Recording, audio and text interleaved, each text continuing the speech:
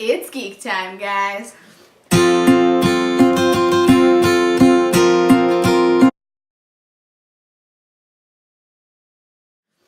Okay, so now that we've all seen Every time. Infinity War, the three of us, we're going to do an Infinity War review. So massive spoilers. Just in case you didn't figure that out already. Alright. Trying not to make them fall. They're gonna fall. Okay. Okay. So, just your overall reaction first. I mean, I loved it, but I didn't. It was like the most emotional roller coaster I've ever been on. Well, you know, the first time I watched it, I was just so horrified that I couldn't find it in myself to like it. But then going back and seeing it a second time with you guys, I was like, okay, I can deal with this now. It was so bad. The movie was great, but it was bad. It hurt. Did it hurt a little bit? Yeah. Like, should we rant yet? I mean, personally, I was gonna rant the whole time, but... Well, but... You know what, let's start from the beginning and go on to the end, okay? Let's do that. Okay, I can do that. Alright, beginning of the movie, we open on Thor's, or like the new ship, and pieces. Yep. And everyone in the background, there's a call for help. And it's just sad. Yeah. And then you actually look in the ship, and it's just bodies, and it's just like all of Asgard is gone. And there's three people still alive on that ship that aren't bad. Heimdall, Thor, and Loki. Yeah, see, Valkyrie fell down because she's not in that, so that's not the reason. I just don't. Well, but there's a possibility she's still alive. I mean, Thor said that he killed half my people, so maybe she led away the other half. I wouldn't doubt it. I'm just saying she wasn't there. It's true, but I don't know. So Loki is the only one standing, and he's got all of these weapons pointed at him. Yeah.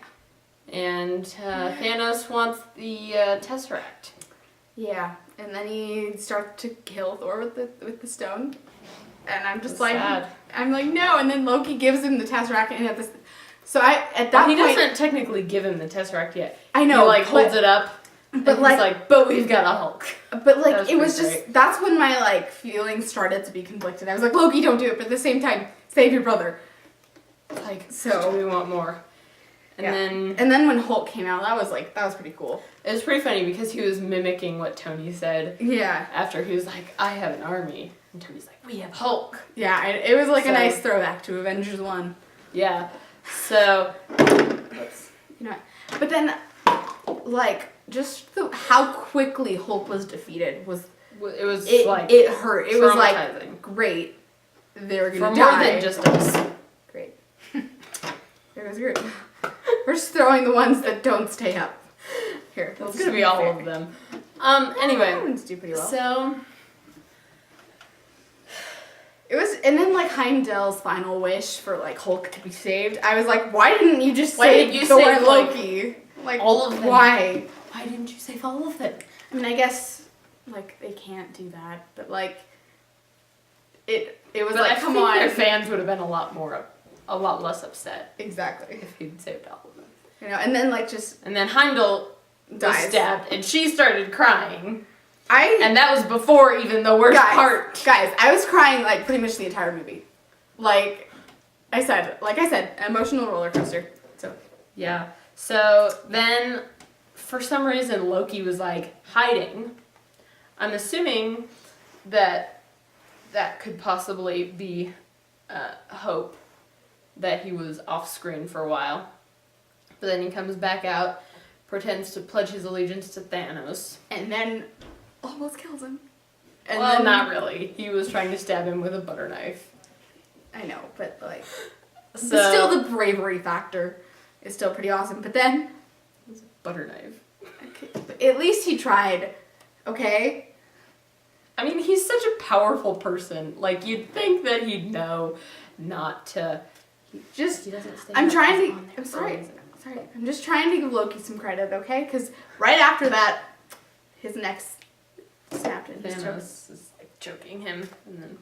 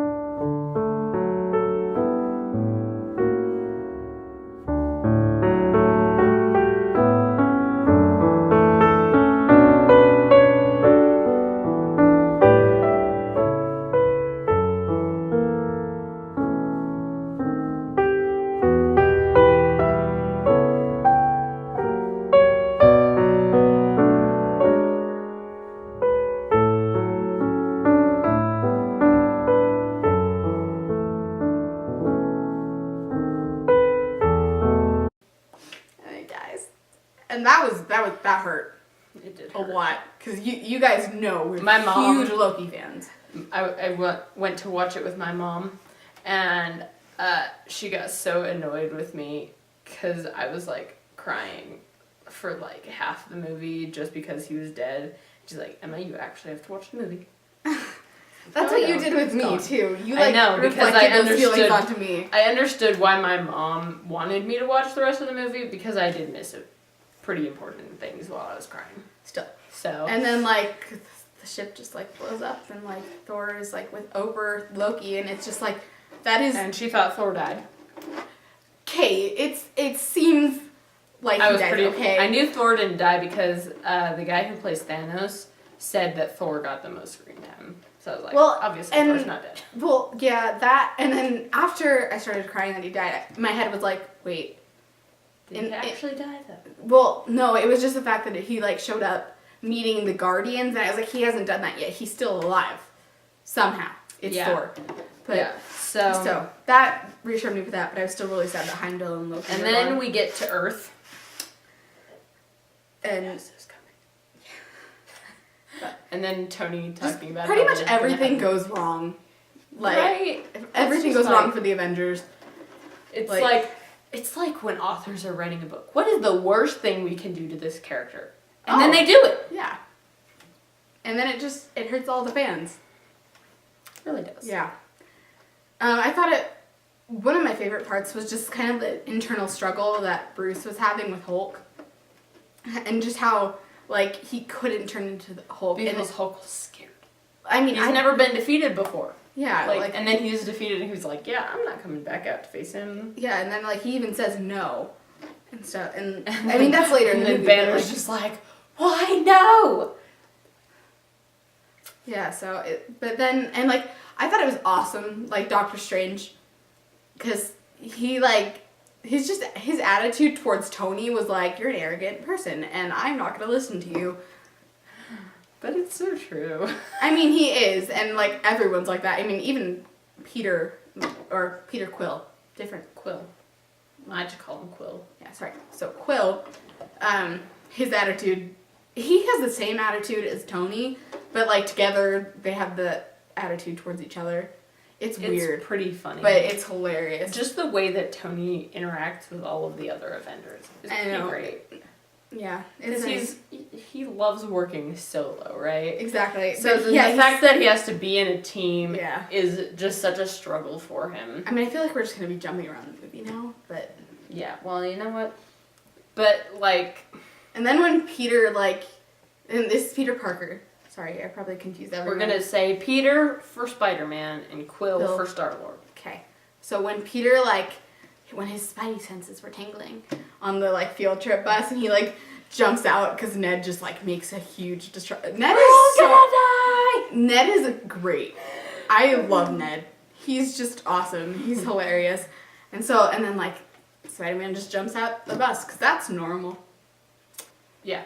But that was cool. He just rushes, and then Tony's like, what are you doing here? Yeah, and it's like... No, but when Tony's like, congrats, you're an Avenger now. It's like, oh. He gets so excited. He's just like, I don't think he realized what the job would entail. His life. That's so sad. That was probably one of the worst moments too. Was like when Peter died. Yeah. Savannah, what was your least favorite death out of all of them? Probably Peter's. That one Spider-Man, really yeah. I feel like that's just how I would react. Like, I don't want to go. Like, well, especially because he's a teenager. He's in high school. So, like, he has, like, so much life ahead of him. Or, like, so much life possible. And then all of a sudden, he's, like, crumbling into dust. Yeah.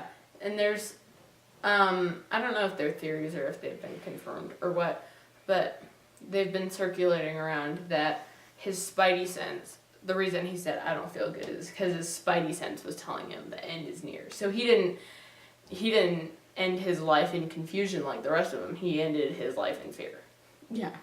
And his suit, also, this is another rumor or whatever, I don't know if it's true, the reason it took so long is his suit was attempting to hold him together.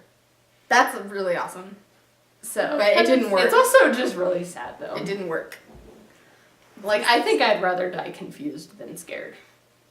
If I'm just being completely honest. I feel like I'd do both. I'd be confused and scared. Well, but it's better just to be confused, like, you don't know that you're dying.